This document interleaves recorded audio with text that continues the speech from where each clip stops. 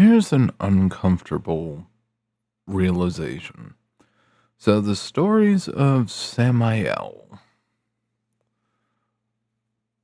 the right hand doing the dirty work, so completely that the sheer level of obedience led to his exclusion from heaven. And eventually, the stories turned towards him essentially becoming not necessarily a right hand to the devil, but definitely part of the core. That is a bit striking. The idea of just obediently doing what you're told, regardless of the meaning. That's essentially the entirety of the millennial generation right there.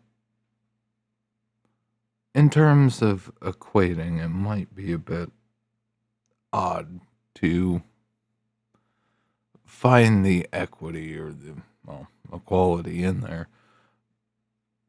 but it's kind of hard to avoid the fact that the millennial generation did what it was told. All right. And the consequence of the millennial generation doing what they were told is the millennial generation never got to experience the heavens, never got to experience the wonders of owning a home, even though we know it's not necessarily wondrous. Never got the wonders of high paying jobs, never got, well, high paying jobs that honestly justified the expense of the education. Looking at everything for what it is, the millennial generation got completely shafted in this regard, and it's kind of hard to not look at the or start to look at things through a more biblical lens, especially when you consider the fact that looking at the realities in terms of the financial system for the West and what's actually happening right now. We're about to descend, like economically speaking, we're going to descend into the depths of hell. And there's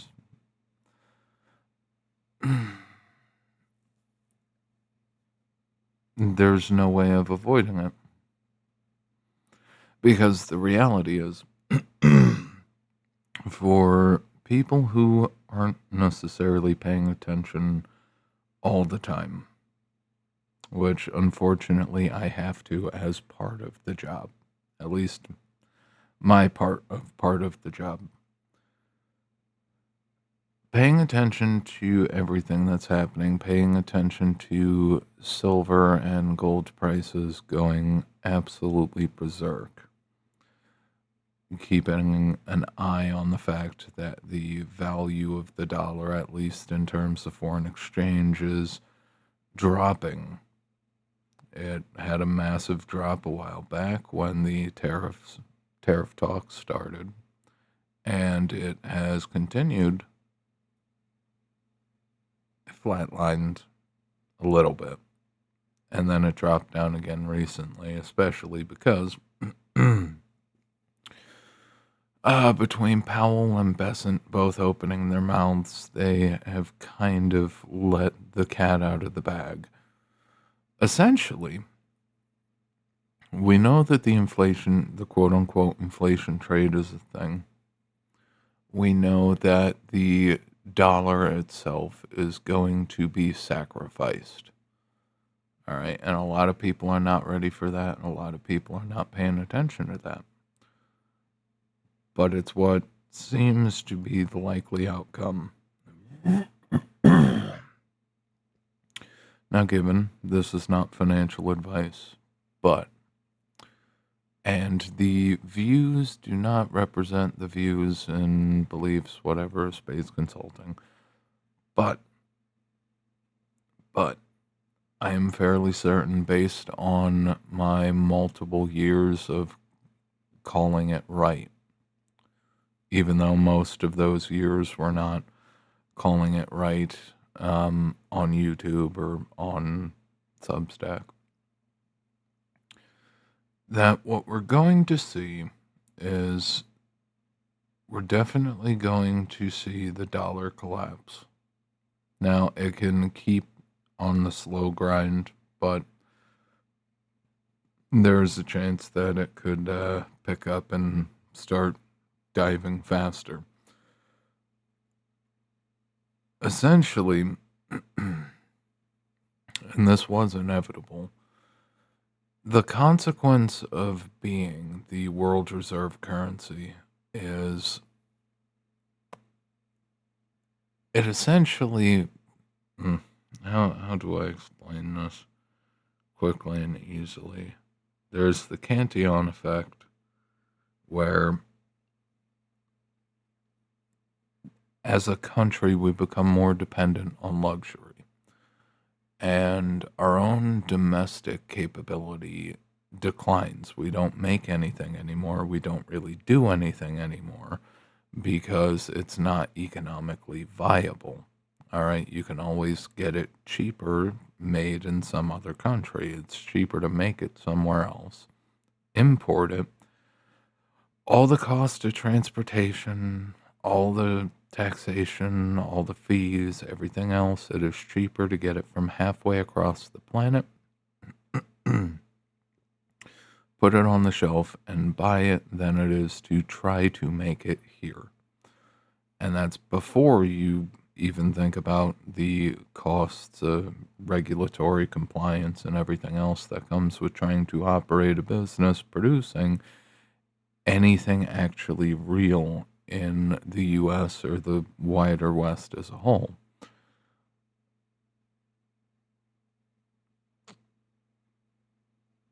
At some point, we would find ourselves in the position, because of Keynesian economics and because we were the world's reserve currency, eventually we would find ourselves in a position where we would be completely incapable of competing on anything in terms of global production. And the consequence of that is it's a natural question, it's a natural problem. How do you operate a country where you have to literally subsidize the entirety of the population to spend? In order for the global economy to survive, it requires the based in dollars, with the economy focused on dollars. In order to keep the global economy moving, it needs dollars. The easiest way for it to get dollars is to sell us products and some services, but mostly products, raw materials, commodities. Now, what happens when we do get to that point where we have become so unproductive and we've become so incapable, financially speaking, of making anything ourselves? How the hell do you justify handing everybody a check and not immediately see the prices rise? How do you, because eventually this system results in a universal basic income. Because how the hell could you have jobs in the US or Western Europe when they will import labor? Not only do you as a working class have to compete nationally and regionally, but you have to compete against foreign labor.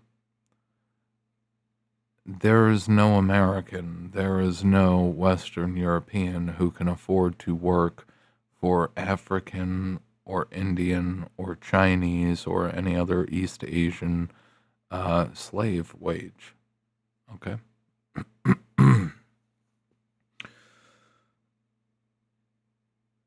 Inevitably, the whole system goes tits up.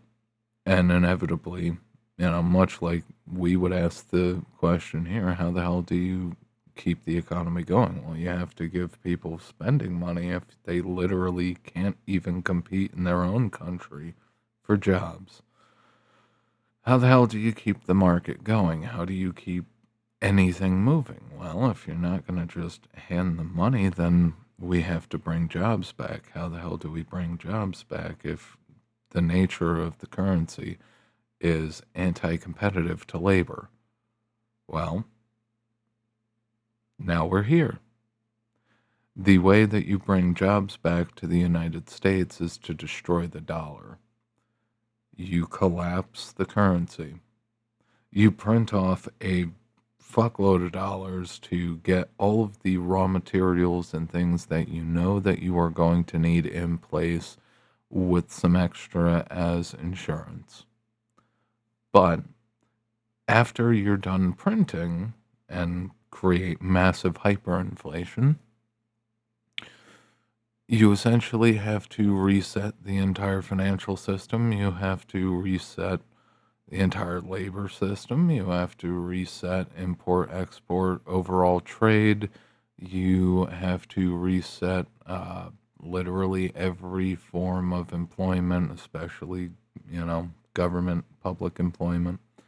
Um, you have to reset pension plans, retirement plans, every single benefit of any kind, food stamps, housing assistance, literally everything goes back to the drawing board, which is needed because the way the system is working and the way it's been working leading up to and, exacerbate it post coof is we've reached the point where the boomers are at their retirement age, and more of them are retiring every day. Now, the problem with this is not a single dime was actually put aside for any of the boomer pensions or for any of the Social Security, any of the retirement programs, any of that shit. They're all off the books liabilities. Over $250 trillion worth of off the books liabilities. That's a lot of debt. Now, the government can't declare bankruptcy and just wipe all that away.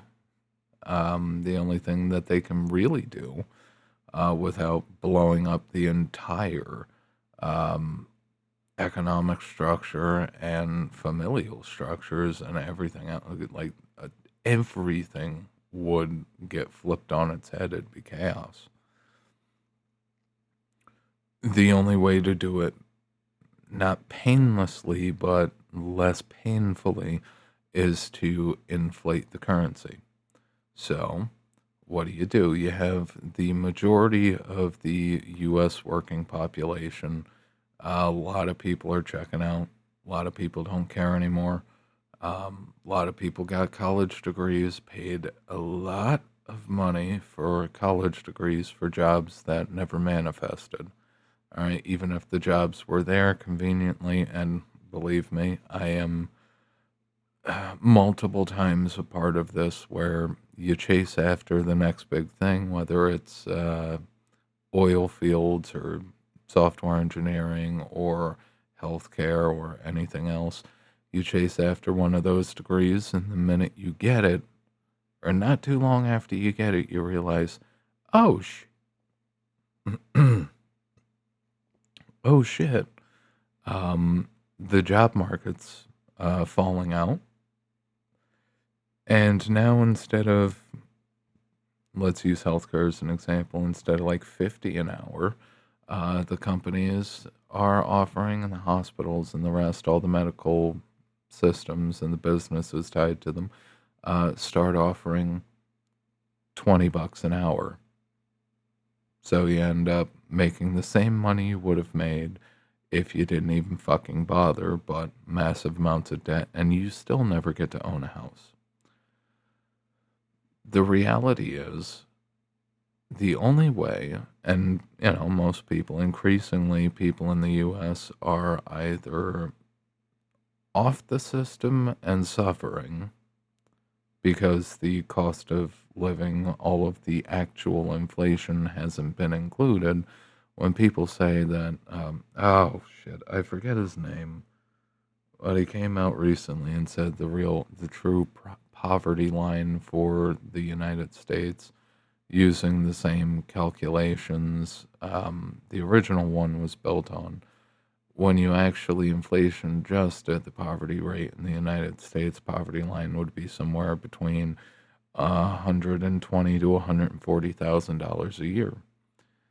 And if you are on the hook for paying for everything, then that's probably correct. It's probably very correct.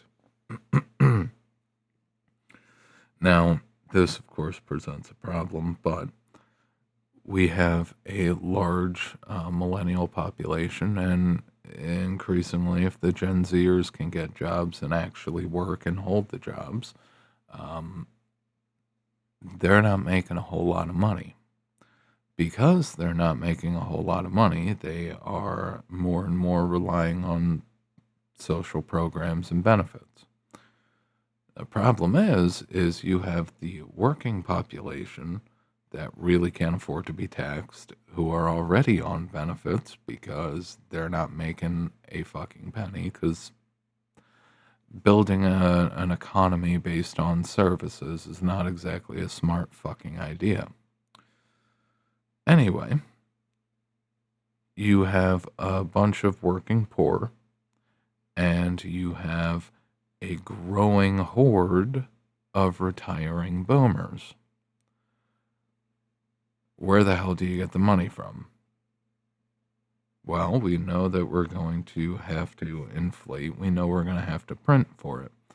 So, how the hell does this actually work? If you imagine, just in practice, you print to subsidize the working poor, to give them the food stamps, the Medicare, or not Medicare, the food stamps, the Medicaid, the housing assistance, child assistance programs if they had kids, low probability, stress.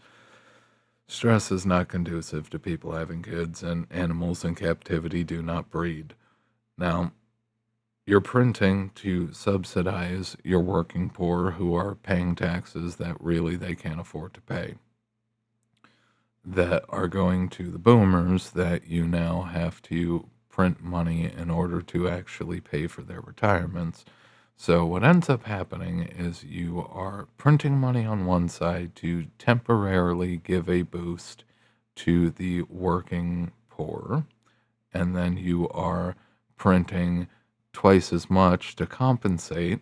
All right, it's not necessarily, 1 to 2. It's not that heavy of a gradient at first, but it's a progressively growing problem. This is where hyperinflation really takes off. Because what ends up happening, you print some money to pay for the working poor, and then you have to print some money plus a little bit more to make up for the inflation caused by printing to fund the working poor. And then it's just back and forth. In order to prop up the working poor, you have to print even more money because you've printed a bunch of money and handed it to the boomers, and because you just printed the working poor more money to pay for the benefits to keep them alive and paying taxes, you now have to print even more money in order to try to prop up with the inflation to prop up the boomers. This progressive back and forth where it's always slowly rising. All right. Even using the understated inflation numbers that government metrics always pimp, the reality is we are at the end stage. The only option for the United States on a sovereign level whether you like Orange Man or not. The only option that might result in the country not becoming a smoking, burning ball of shit is to sacrifice the currency, get as much as we can from the currency whilst we still can. Put all the dollars on an altar, do the sacrificial rites and, hand movements and I don't know, rain dancing, whatever the hell would go with it. And just watch the dollar be completely enveloped in flames and sacrificed at the altar of trying to keep this country going. Now, the immediate chaos will probably be pretty dramatic. It's going to be a problem, which is why you do see more of the slow turn towards the police state. Why is the U.S. going the direction it's going? Essentially, we have to, on a national level, in preparation for this, if you know that a bunch of people are going to be hungry as fuck, you might want to boot out the people who are going to be hungry as fuck, who also didn't contribute a single fucking dime to the pot. All right. We essentially, on a national level, we have to get rid of all of the people that have been flooded into the country, that have been undercutting wages, of course. We have to get rid of all those people, um, and use that as justification to get the wages up in preparation for the dollar to burn. And in addition, we have to, in getting rid of a lot of those people, because a lot of those people, whether they're the Mexicans or Arabs, doesn't particularly matter where they came from, because they were brought in to subsidize the corporations and lower the wages, they also are collecting benefits.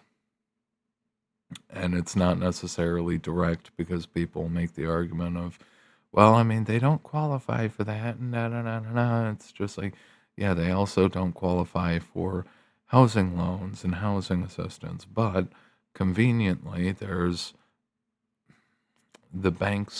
have banks find a way. Okay, I forget the exact mechanism they use, but there is a mechanism that they can use to subvert the current rules. And it's legal, but they could subvert the current rules and essentially sell houses to all of the migrants that they brought in, which of course puts even more pressure propping up the housing market. A lot of people don't know that, during the coup years, post Trump, once Biden got in, the majority of migrants that got flooded into the United States, like the reason why the US economy didn't completely collapse is because they handed them all cell phones and charge cards full of money. Okay. And they went out and they spent, and of course, they bid up housing, they bid up everything. So they supported the housing market, the economy, all this other shit, and they crushed wages, or put pressure on wages to help bring them down, which helped companies make those record profits, on top of the fact that they were sending jobs remotely over to India and the Philippines. Continuing on, we essentially have to get rid of all of the imported people who qualify for benefits, um, to lower the risk and lower the burden for what's coming. This is the thing. A lot of people are looking at, and of course, I personally would recommend that anybody who's paying even a little bit of attention maybe consider leaving the United States, at least for, a couple of years. Um, this is mostly because right now it is mostly optional to leave the US. especially if you're, foreign imported in. Pretty soon it's not going to be optional. It's going to be mandatory.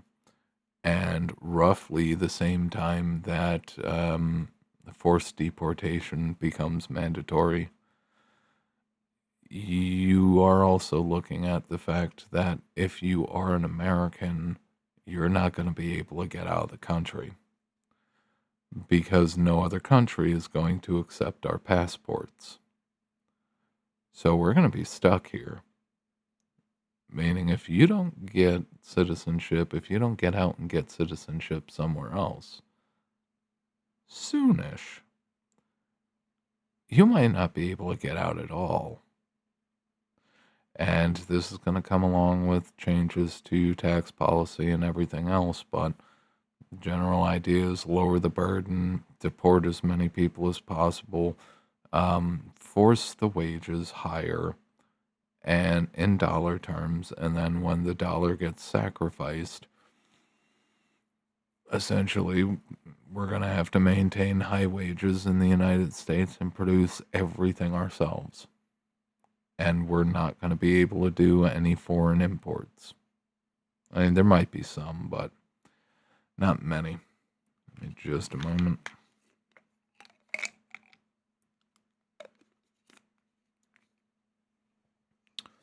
We're not going to be doing any foreign imports. We're not going to be buying the world's stuff anymore.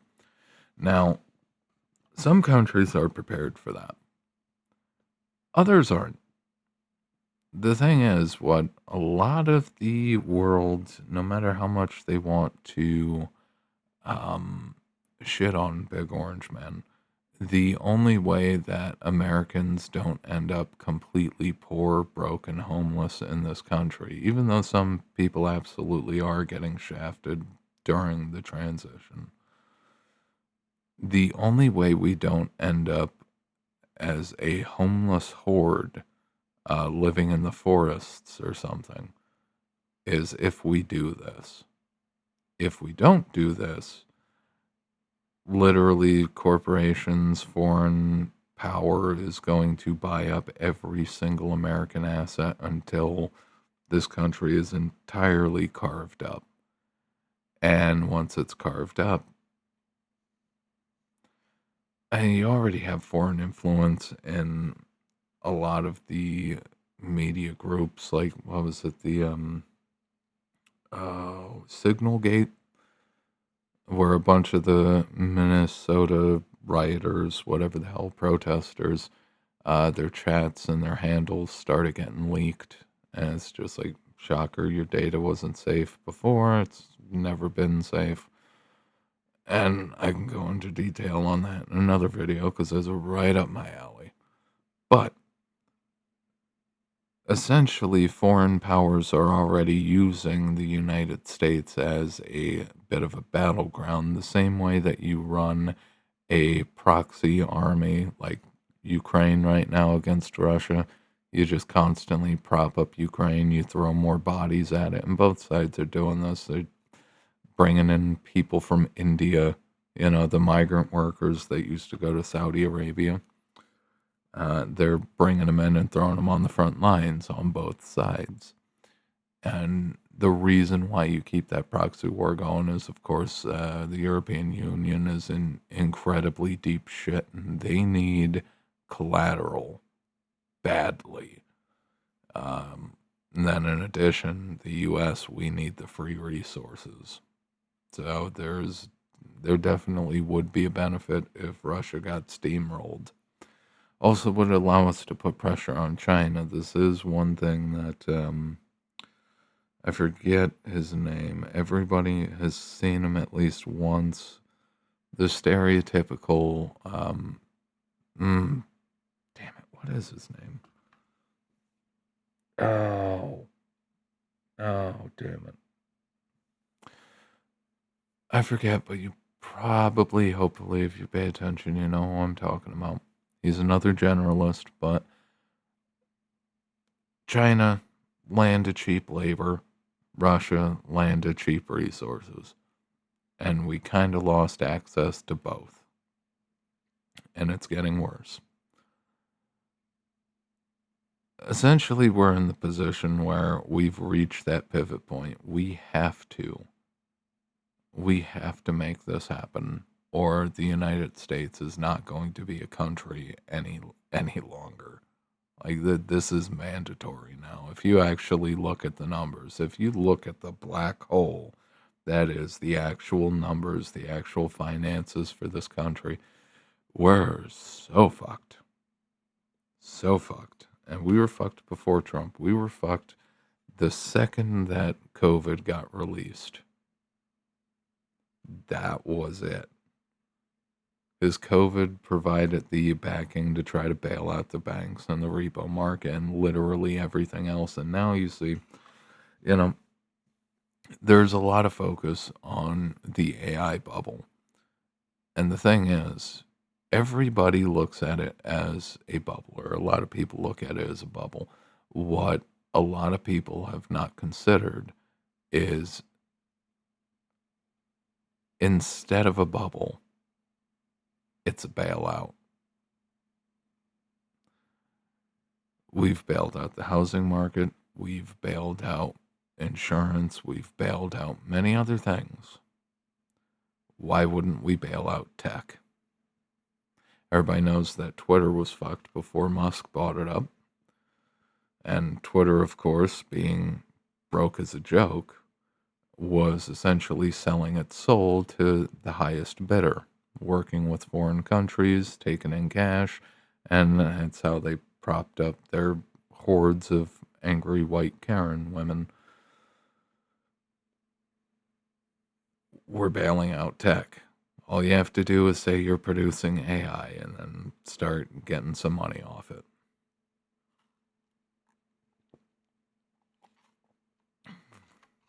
We're guaranteeing tech to the same level that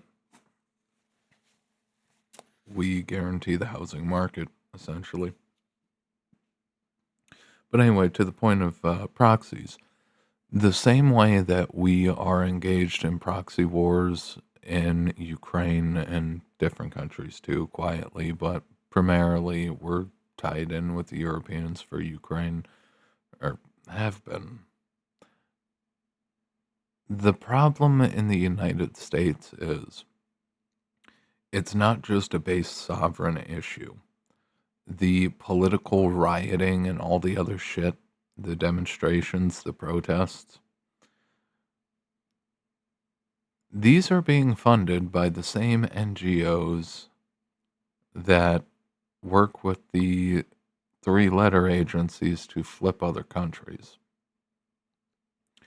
This is what happens when billionaires have too much money and when foreign nations have too much to gain by forcing the hand in one direction or another. Okay? Now, given there is obviously the entirety of the Somali fraud and everything connected to it, and the fact that, of course, the handler who sets it up is a little white lady, a little white girl. Where did all the money go? Because it didn't go to the solely to the Somalis. They're just the fall guys, for better or worse. Where did the money go?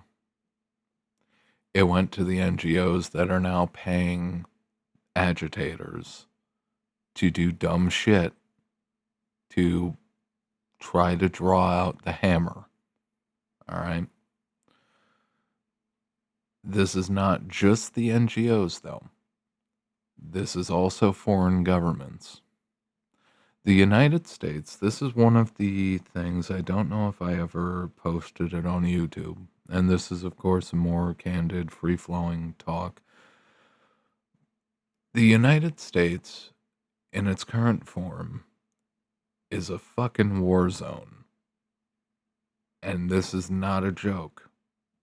It's a fucking war zone.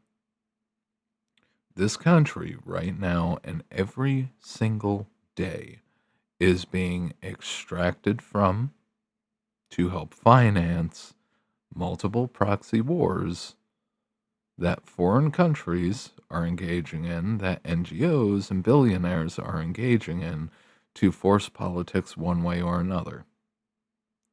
Essentially, they are tearing apart this country from within. The billionaires want things one way. One set of billionaires pays agitators to fight against another set of a billionaires' agitators. Often they pay both sides. And this is the thing that most people on the left really, especially the unpaid ones, don't seem to understand. The same people who are paying and pumping up agitation on the left will also be the same ones paying for agitation from the right. All right. It's whichever is more beneficial to whoever's controlling the switches at the moment, whichever's more beneficial to them. Like the left doesn't even realize that they are literally providing the justification. All right. Uh, on a high level, systematically, everybody knows that we've got to get rid of all the cheap foreign labor that we've imported. Everybody knows it. Conveniently, you heard the WEF after, Trump went there. You heard the I can't not again, I'm gonna say this. My views are personal and do not reflect the views, beliefs, or feelings of Spades Consulting LLC. The WEF are a bunch of scumbags, and I honestly hate them all. Larry Fink especially, I hate him just as much as I hate Klaus. Okay? Because these are the people who have been trying to control and dictate the world within and trying to, lock in power for themselves, permanent power for themselves. These are the people who realize that money beats government. You can have sovereign power all you want to, but when Bezos is controlling your economy um, and can literally sink it, you got a problem. When the billionaires have become billionaires and they are cementing that power, like when it comes to the topic of like achieving communism or something, again, I'll stick by it. You can absolutely do it in a small rural town that mostly is leaning towards agrarianism. You can do it in small towns, villages where everybody knows each other, where, people stick around. You got essential services, you got the local doctor, you got the local vet. All right. And you can make communism work like that. But when you look at the Great Reset, inevitably the Great Reset that they were pushing for was essentially you are a slave unit of production who lives in a pod and you don't really have rights. You have necessities, just like now. And your necessities are even more necessary. So you have no ability to fight back against incredibly shit living conditions, working conditions, healthcare, anything. You could achieve communism pretty easily, but you can't achieve it with power. Okay, this is the breaking point. If you honestly wanted to bring communism to the United States, you could do it overnight. But you can't do it overnight if you want to be in power. Everything the WEF wanted, everything that they were pushing for, it's not about doing things for the people. It's not about making the world a better place for people. It's about making the world a better place for them, for the aristocracy, for the bourgeois, as Marx would call them. It's about ensuring and enshrining their power to the end of fucking time. That's what they wanted. They didn't give a fuck about anybody else. They just wanted to make sure that they could finally transition from having the power of economy to the power of sovereigns. Regardless, we'll get back to the point. There are multiple countries, multiple organizations, multiple religions tied to those organizations who are funding domestic warfare in the United States. They are building groups, they are arming them, they are doing everything possible to fuel the future conflicts. It doesn't matter which side of the aisle you consider yourself on. The fact that every single country seems to be so ungodly interested in quietly controlling the United States through a mix of soft and hard power. The fact that every country on earth, every religious group and order, every corporate NGO is pumping money in to keep people fighting with each other on the streets for whatever reason they can come up with. All right? Like right now, tied with it, we're pushing out Somali migrants. We're pushing out illegals in the United States. That's very bad for the corporate bottom line. And this is one thing that's been pervasive, even though it's not talked about too much. But just like the corporations and companies that have told Big Orange Man that they'll expand manufacturing and set up factories in the United States, Big Orange Man does not necessarily seem to understand that these corporations, these organizations, will tell him what he wants to hear, but behind the scenes, they are actively trying to fuck shit up. This is not a joke. This is how power actually fucking functions. They are actively fucking shit up. All right? Oh, we're bringing down those prices. Yep, getting inflation under control. Next thing you know, he does a speech talking about inflation. The same day, probably during the speech, they fucking pay, and the headline goes out on CNN. Kroger's raising prices 30% on core items. And it's just like, oh, really? Hmm. And then it creates instant turmoil. A lot of people are like, a lot of people are obviously pissed off about the inflation in the West, and it's completely reasonable to be pissed off about the inflation in the US. A good amount of it is legitimate. A good amount of the increased pricing is trying to front run dollar declines and, front run the inflation ahead of time. So you charge 30% more at the start of the year so that when you get to 30% inflation at the end of the year, hopefully it balances out. Hopefully. But then a certain portion of it is corporations essentially operating as an insurgency.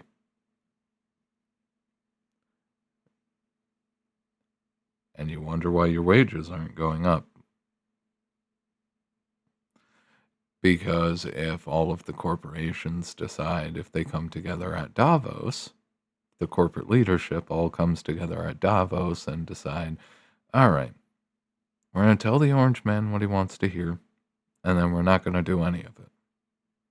And in fact, not only are we not going to expand manufacturing into the United States, what we're going to do is we're going to start ratcheting the prices up even higher to make his economy so horrid and so unbearable that people will just oust him. This is the kind of shit that's going on behind the scenes.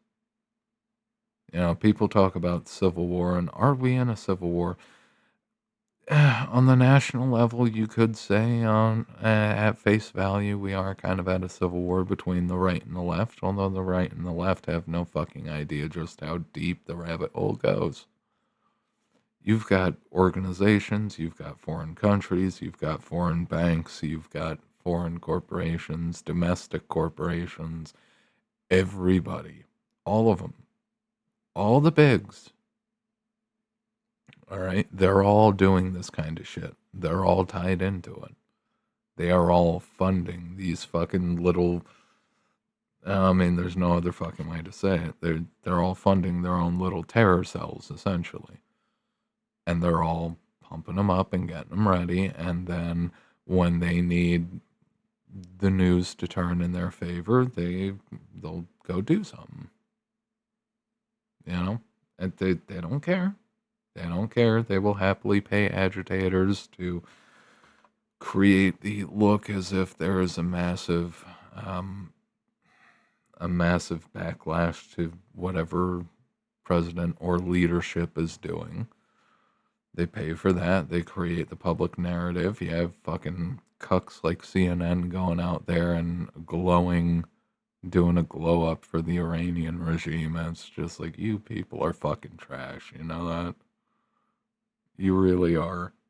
Like, you haven't been news in 40 fucking years. You're just trash. You're fucking slime. There's no other way to fucking say it. It is what it is. They're doing glow ups for the Iranian regime. Well, why the hell are they glowing up the Iranian regime? Why the hell are they pumping up a dude who's literally slaughtering his own population? Who, the religion of peace that supposedly, and this ties in with like fucking Norse mythologies. The best thing that you could do is die in battle. Why the hell is Khomeini supposedly hiding in a bunker now? I mean, that's if you really care about the religion, maybe you'd go out there and actually pick up the sword, and you know.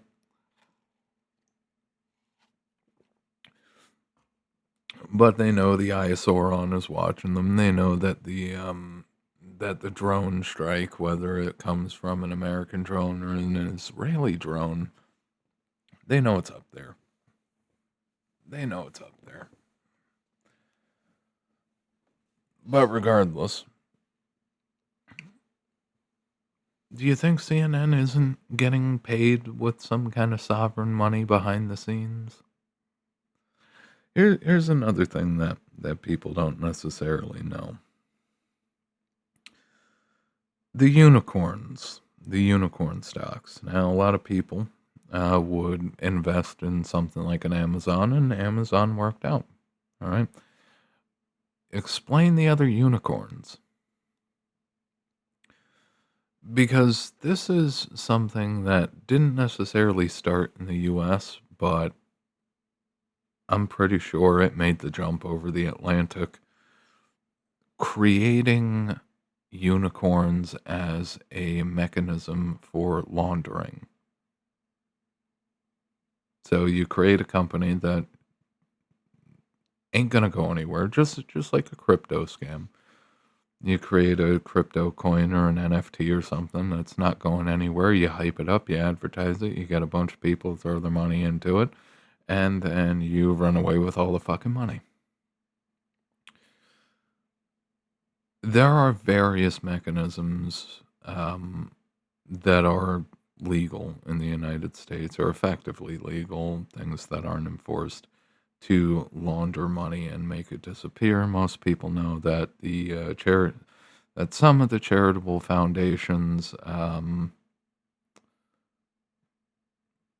make money vanish pretty quickly, pretty easily. But it's also things like unicorns, unicorn companies. A fresh startup got dropped. Oh my God, billionaire investor X just put money in. All these organizations are throwing their money into this unicorn startup. And poof, poof it. The money disappears. Where the hell did it all go? Oh God, we had some administrative expenses. God, oh, it's gone. It's all gone. It is what it is. The entire United States. Honestly, I wish it was just a left v right issue, but when people say that this country is fighting for its fucking soul and that it's a battle against good versus evil. They're not wrong. They don't know the full extent of it, but they're not wrong. The reality is you've got multiple billionaires actively fighting each other. They're doing it behind proxies. They're doing it behind NGOs. They're doing it by fomenting fucking uprisings in cities, and it's gonna spread. It's gonna spread. Now, there are people on the left or the right that if a cause magically pops into the news and it goes viral, that they will naturally feel compelled to join in with that shit. All right, like right now, personally, I know because it is good to have some lefty friends. You know, I know some lefty people, some lefty friends. Where it's like, you know what, as a person, I'm a fan of you, but don't talk about your politics, please. Good God. Anyway, and obviously I'm center to right in terms of political, but but I know lefty people who are very itching to cross and go through multiple states to go join in the protesting, and it's just like you have no idea how much you're getting played. But I'm not going to stop you, and I'm not going to try to tell you what's actually going on. You're just going to have to figure it out. Okay? Because all of the paid agitators will conveniently have most likely have their charges dropped. It depends on how far Orange Man wants to go. But all of the lefty agitators that get themselves into trouble doing, you know, pushing shit over the edge, trying to trigger the mob mentality. As it starts off, you have a mob, then you put in an agitator to act as the focal point, and then they inflame the situation. And then they do something crazy, and then it pushes all of the other people into more and more crazy behavior. All of the agitators will have their charges dropped. All of the quote unquote useful idiots who went there because they felt as though, they wanted to be on the right side of history. They felt like they were doing the right thing, all of that shit. All of those people, they're going in the hole and they're going to suffer. All right. That's just how it plays out. That is just how it plays out. Good God, I went on for a while here. I'm going to end it. You guys have a good one. This has been Michael from Spades Consulting. None of the preceding dialogue represents Spades Consulting LLC. I am my own independent asshole. Thank you very much. Check back here, like, favorite, sub, leave a comment, tell us what you want to see, and stop by the Substack. Haven't really had time to write. I've been sick and busy, or busy and sick. So it is what it is. I'm also kind of stretched pretty thin right now. So regardless, like, favorite, sub, comment, ring the bell, ding the bell, do the things. Oh, am I forgetting anything? Oh, stop by spaceconsulting.com without the dash if you are interested in personal or business consulting, especially if you need somebody who can not only just think strategically and tell you what's going on, but more importantly, front run your strategy to figure out exactly when it's going to fail and where and when, and stop that from happening. All right. I I won't lie to you. I am more of a people person than a business person. All right. And that's mostly because I have seen companies do a lot of fucked up shit in my own personal expertise. But That does not mean that if you are a small, medium, or large business that I will not help you do great things.